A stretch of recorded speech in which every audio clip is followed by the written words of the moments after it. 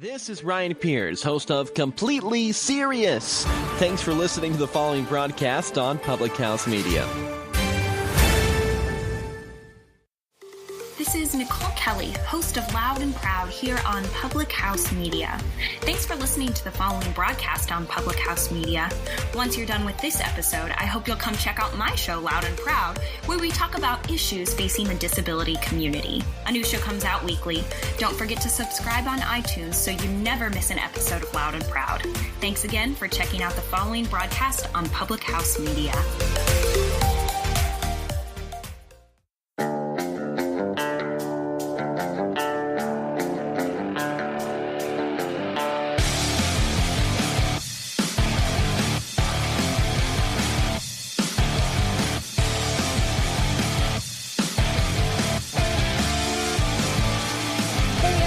Welcome to Beauties and Headcanons, where we're nerdy, and you probably are too.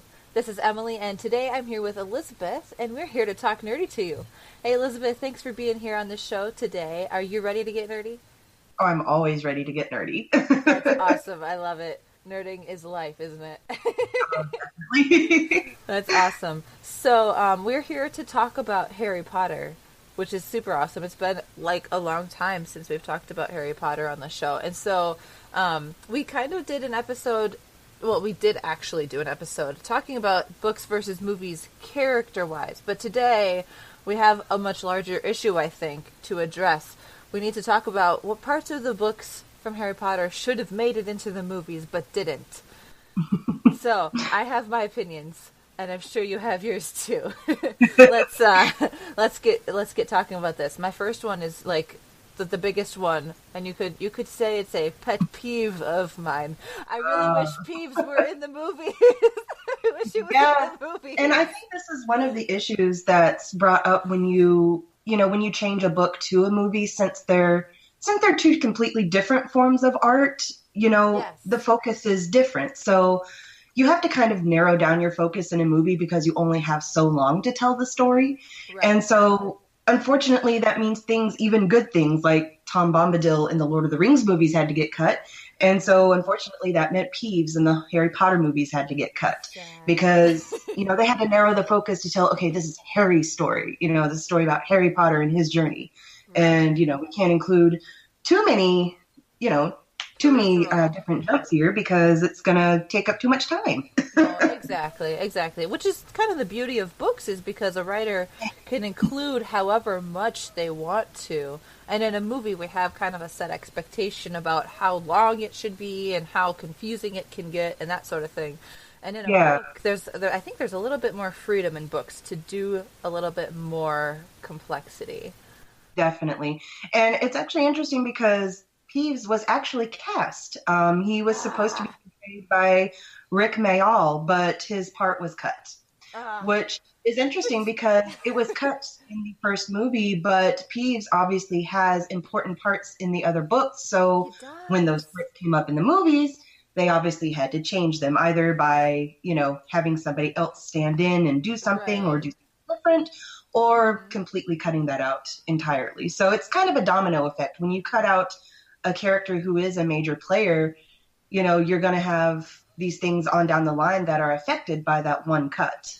Yeah, exactly. And like, I keep thinking of, and this is, not long down the line, but in the second movie and book, how the Basilisk was going around and, petrifying people. Wasn't Peeves one of the ones that got petrified as well? Yes, he was. And so, like, there's that aspect, too, where, like, things happen with him in there.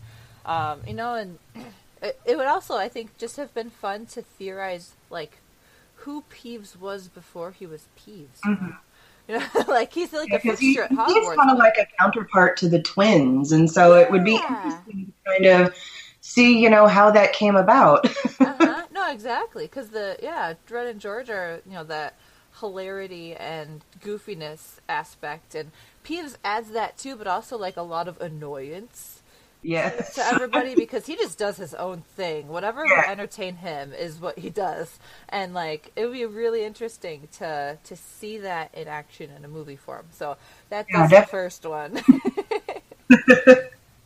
And my personal first one, it's from a more character building point of view, and I guess as a writer, it kind of impacts me more personally, but I personally would have liked to have a little bit more Marauder info, which there's not a whole lot in the books, but the information that is put in the books is very deep and impactful, and it tells a lot about the characters without telling a whole lot about them at the same time. Oh, exactly. Which one of the biggest things is their nicknames, how they got their nicknames of Moody, Pat, Prongs, and Wormtail and all that. And it was reference to them being animagi. And, you know, it would have, they did address it like very briefly, but they didn't really go into, you know, why they became animagi and why it was to support Remus and, you know, not only the risk that they took doing that, because this was supposed to be very advanced magic. You know, school children are not supposed to be able to do this, for one. But for two, this was wildly illegal, you know, because unregistered animagus is very, very big deal in the wizarding world. It's a huge offense if you're an unregistered animagus. So the fact that they not only took the risk of doing it, but doing so illegally is huge. And that really shows the depth of their relationship with Remus and how, you know, they accepted him as really just a part of their family there at school. And I totally agree. It makes the story about those friends so much more emotional. Definitely. So like I said, it adds a lot and it speaks a lot to their depth of character, even without talking a lot about their characters. So quality over quantity, which, you know, like I said, as a writer, I really appreciate those things. And, you know, it's just kind of sad to not see that in the movie.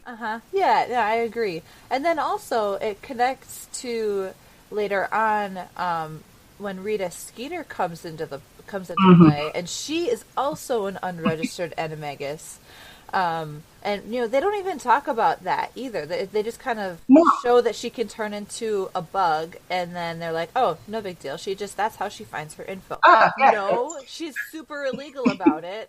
Excuse me. And Harry confronts her about it, and that's kind of what he uses to, like, as leverage for her, like, hey, like, stop. Exactly. Like, he figures out her secret, and she can't let that get out. So that's a big deal, and I think that whole Marauders information that totally would have tied it together, and you know, it would have painted Rita in a different light as well, because, you know, she's annoying in the movies, but she's not like awful, you know, and in the book she is awful. Oh, definitely. So I think, you know, and like I said before, with that domino effect, once you change one thing, later down the line, it affects everything else. It totally does. Yep, exactly. Another thing I wish they would have, just for fun, like a little bit of fun, was more stuff about the Headless Hunt. And I think this was in the second one. And you see when they're in the Great Hall, there's like this big troop of ghosts riding horses going through, you know, riding along a table, and then they're gone. And they say something about Headless Hunt, blah, blah, blah. That's all that the reference is in the movie. Yeah, that's it. It's like really? That's all we get? That's all we get. Like, oh, well, what about it, though? Like, it's kind of interesting in the books to read a little bit more about the social aspect of the ghosts, because they actually have social lives. So, and there was another scene later on, I think it was book 6, where Harry was invited to this party for Nick. For nearly headless Nick.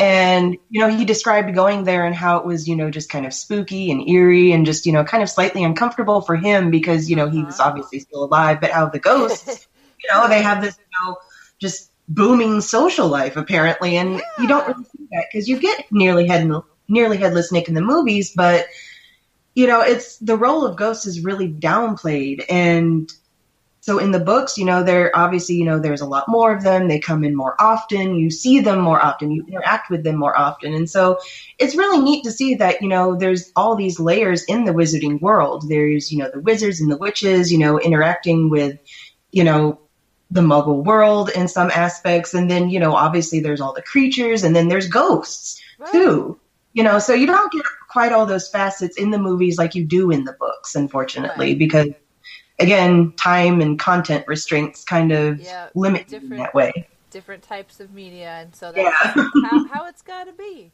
So Yep. I think what they did do, what they did put into the movies was good, and they did a good job of including what they could and still keeping the storyline consistent.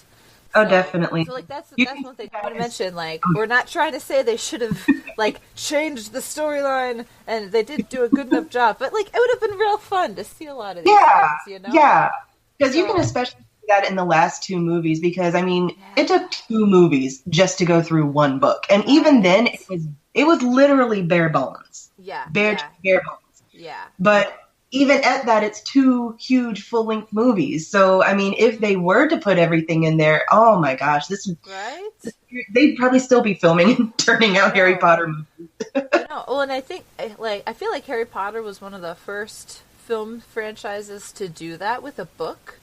And I feel like if Lord of the Rings had done that with their books, Definitely. that might have kind of opened a door, and maybe more movies would be doing that now, because it kind of started a trend, It did. It did, like with Because it was right. I think it was right Twilight after books and Harry Potter announced that they were doing that. Twilight announced that they were Yep. doing it for their last book too. Exactly. I'm like, oh, I see. Oh, how about that now, huh? It's like they had the light bulb moment that everybody else used. Yes, exactly. So I feel like the Harry Potter franchise did something like good in that respect, because they Yes, did give definitely. the seventh book its time of day where it needed to have that extension. But at the same time, there was only so much they could do, even with the two. So Yeah. One big thing that I did miss from the books that were not in the movies, obviously in the movies they're focusing on Harry and his story and everything like that. Right. But in the books, there's so many characters and background things going on in the background. And one of those things that was kind of shunted aside in the movies was Remus and Tonks's relationship. Yeah. And, because Remus and Tonks, I love Remus and Tonks. They're just separately and together. They are just, they are my babies. Yes, I love them. And They're their great. relationship in the movies, it just kind of pops up and is there. But in the books, it's a lot more tumultuous. And you see that when they go to St. Mungo's, when Bill is attacked by the werewolf. And, they're fighting because, Bill was attacked by the werewolf, and Fleur, is obviously going to stay with him. She's not going to just abandon him because, he's gotten scratched by a werewolf, and so he's not as pretty as he used to be. Right. But, Remus is like, but that's not the same thing. He's not going to be a werewolf. And so, but Tonks is like, but I love you still, and I still want to be with you. And so, you see that, while they love each other, obviously, their relationship is not always perfect. They still have fights. It's still a rocky relationship, but ultimately they do still love each other, and they, obviously loved each other at the very end. Yeah. But, you don't really see that in the movies. They just kind of pop up, oh, we're here, we're together, and oh, now we're dead together. Right, That's literally pretty much it. Yep. Exactly. It's like, really? Okay, well, that was good. Thanks for showing that. Yeah. Yeah, like that So whole everybody depth. that reads the books, obviously we know the backstory of them, and so their deaths impact us, but people who just watch the movies, they're not really going to get that same impact as seeing them dead as readers of the books are. Yeah, So no, exactly. it does kind of definitely change the impact there. Yeah, definitely. And then also the when they're at St. Mungo's, which if you're unfamiliar, like I feel like the people that have that have seen the movies, they maybe reference St. Mungo's, but they don't actually like explain what it is. It's the wizard hospital for like wizard ailments and stuff. Yeah, I really honestly can't remember them actually going to St. Mungo's. No, I don't think they actually went. I think I remember that Molly Weasley said something about St. Mungo's in passing once or twice, and that would have been it. Yeah, but they didn't go into any kind of detail, which is sad because to me, one of the saddest scenes takes place at St. Mungo's when when the trio kind of stumbles upon Neville and his parents there. Yes. Because oh my goodness. They kind of sort of reference it in the movies with Neville in the Room of Requirement talking about his parents, but it's a much sadder scene because they actually see him with his parents, and they've been tortured into this almost catatonic kind of state. Right. And you know, his grandmother has brought Neville to the hospital so that, you know, he could visit them because obviously, you know, they're his parents. She still wants him to visit him but it's very sad because all you see is, you know, you see his mom just kind of give him this bubblegum wrapper and he makes sure to stick it in his pocket because he's like, you know, this is all I'm ever going to get from my mother is just these random little tidbits, of, you know, wrappers and papers and, you know, just useless junk. And it's so sad because, you know, obviously we're sad for Harry and that his parents are dead, but it's a completely different kind of grief to have your parents alive but not mentally present. Exactly. That is so much they're different. Physically here, but they're not really here. You know? Right. Exactly. Like you can see them and you can remember how they were when they were this, you know, when they were still the same, or when they when they had all their mental faculties and everything, and it just makes it that much more sad that their bodies are there but their minds are not. And I think Bellatrix like mentions that to Neville when they have some scenes together in the movies. They, you know, I think most people just assume that Neville's parents died until that moment, and then, you know, you don't think about them again. Yeah, and it really adds to his character too, because you know, you think of little Neville growing up, and the only thing he really knows of his parents are these walking shells. Right. You know, whereas I'm sure, you know, he has friends and who have parents, and so he gets to see these normal interactions that people have with their parents. And he thinks, oh, well, you know, all I really have are these candy wrappers. You know, this is all I really have. You know, it's really sad. It's really sad, and it really adds to his character. But again, you know, once you cut out one part, which is going to St. Mungo's at all, you have to cut out all these other little parts. Exactly. So you just don't get that depth with Neville. Exactly. Like we did. And that's just kind of what happens, I guess. Like you said, the movies are telling Harry's story. And so they have to pick and choose and decide which aspects are a major part of Harry's story and which aspects are not. And that's just one of them that they didn't add into the movies. So yeah. And one aspect of the books that I enjoyed and that I thought probably could have been incorporated a little bit was the fact that Harry was not necessarily the chosen one just because he was Harry Potter. Right. They don't touch on it a whole lot, just that, oh, it's the prophecy, so it's Harry Potter versus Lord Voldemort.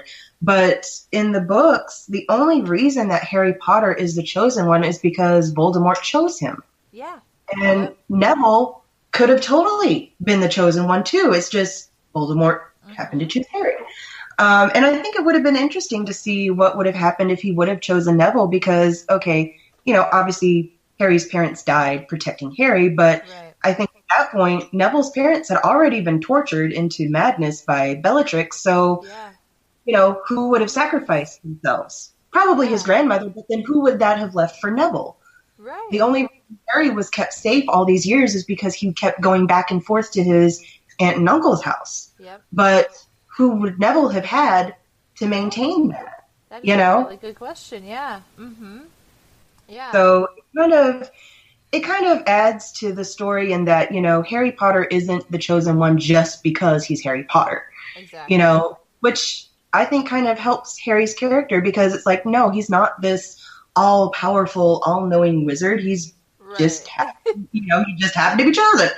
Exactly. He's just the guy. He's just just a character like all the other characters, but he was chosen by Voldemort as a target. So that's how the rest of the story panned out. Yep. Yep. And also, I didn't, you know, in the movies, it was great to see that Neville actually did something awesome and useful too. By taking out Nagini. I'm like, yes! I think I was just cheering so hard internally when I saw him. And I was so glad that they kept that because that was a huge moment for Neville. Absolutely huge. Yes. And you know, the fact that they did keep that and showed, you know, Neville's journey, even though, you know, you only saw little bits and pieces here and there in the movies, you still saw his journey from this timid little kid who, you know, he stood up to his friends in year one, but he was still kind of, you know, timid and nerdy and everything like that. And then all of a sudden he grows up and he's like, no, you know, we have to fight this. And he, you know, leads the rebellion with the kids in Hogwarts. So and then he kills the last Horcrux so that, you know, Harry can finish the job. Exactly. And so good. I do love that they kept that because, you know, people did kind of clown on Neville a little bit to begin with.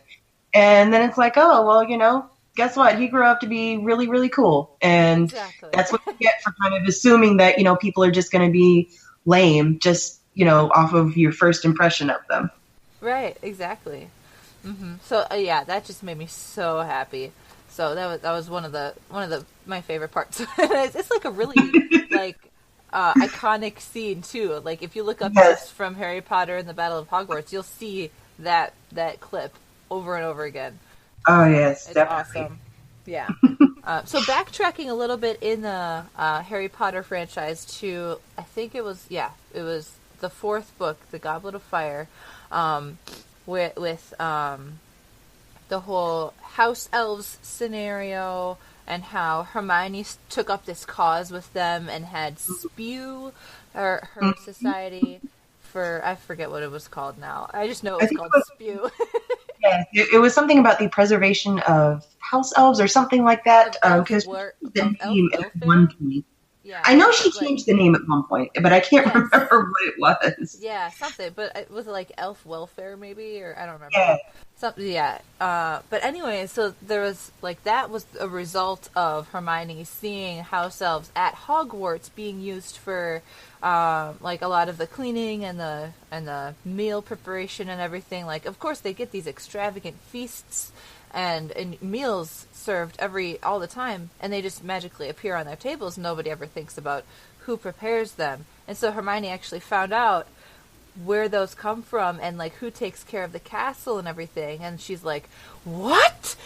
No way! These magical creatures, they're so like, you know, they don't even have a choice in the matter. And you know, there's the one side that says, well, that's their house elves' nature, that's what they are, and that's their role in the wizarding world. And then there's Hermione's side of things that says, well, who says that's their role?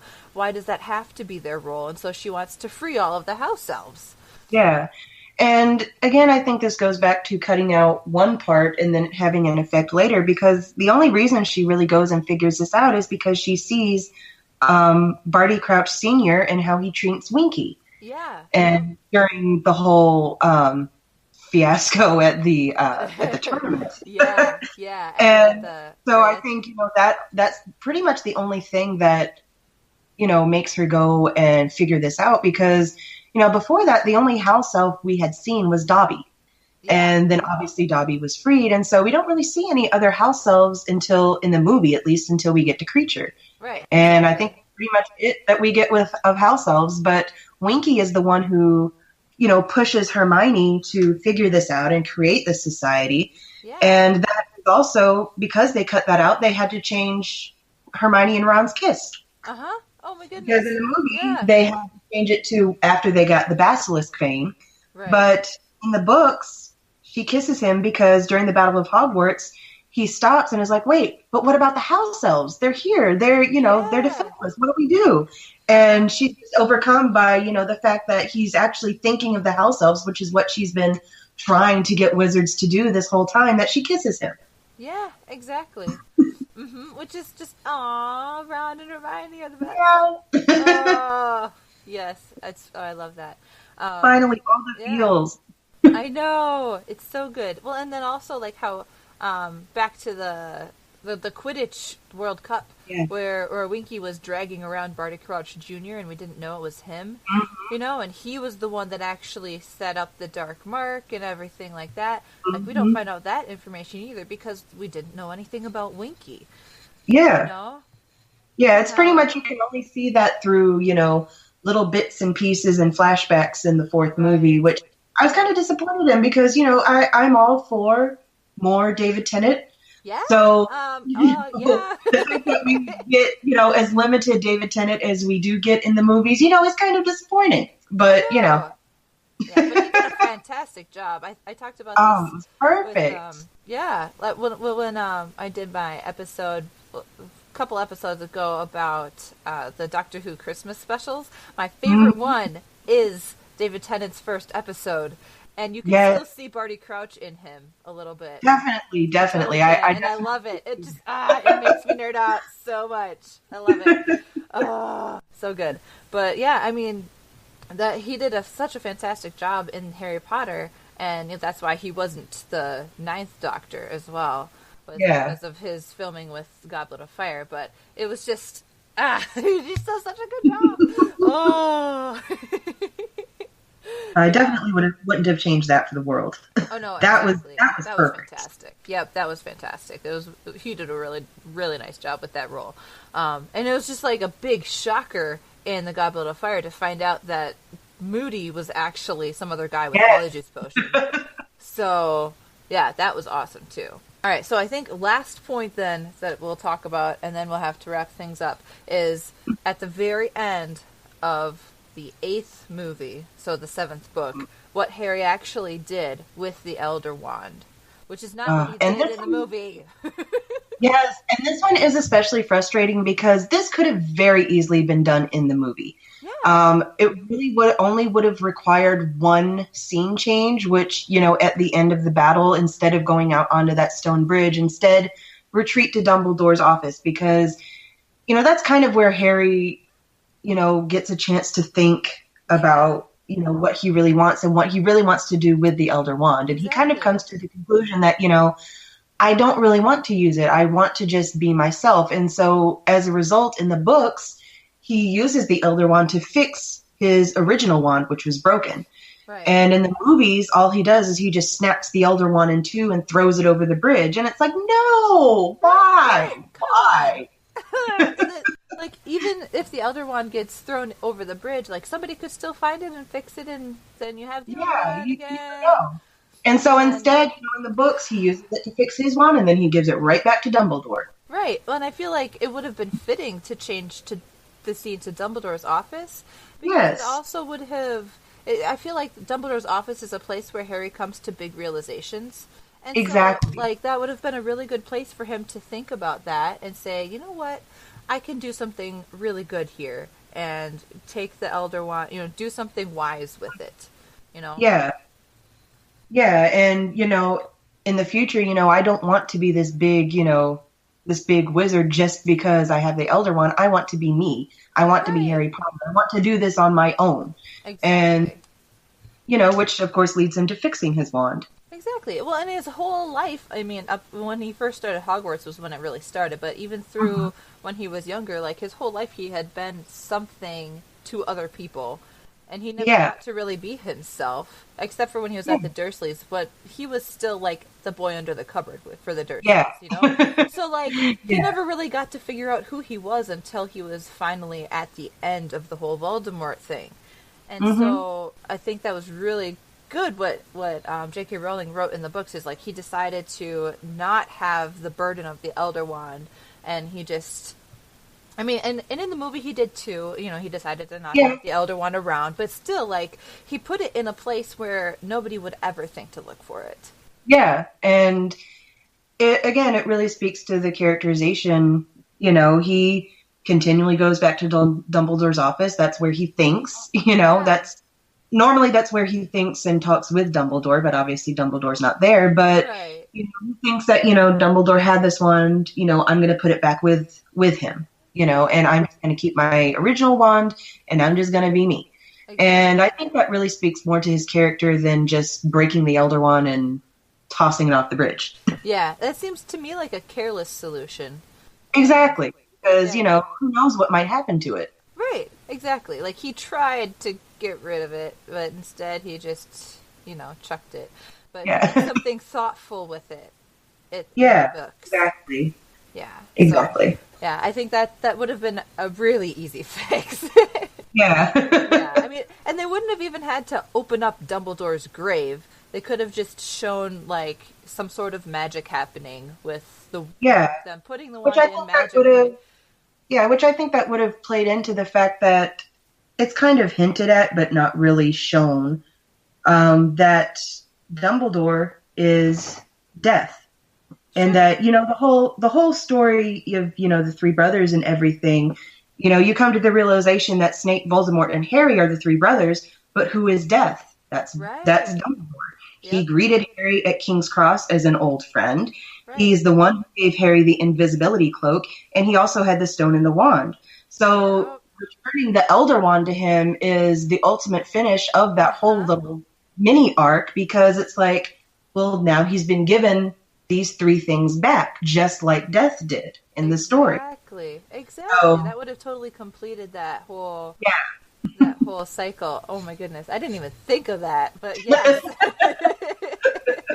Wow. Yeah, you hit the nail on the head right there. That's awesome.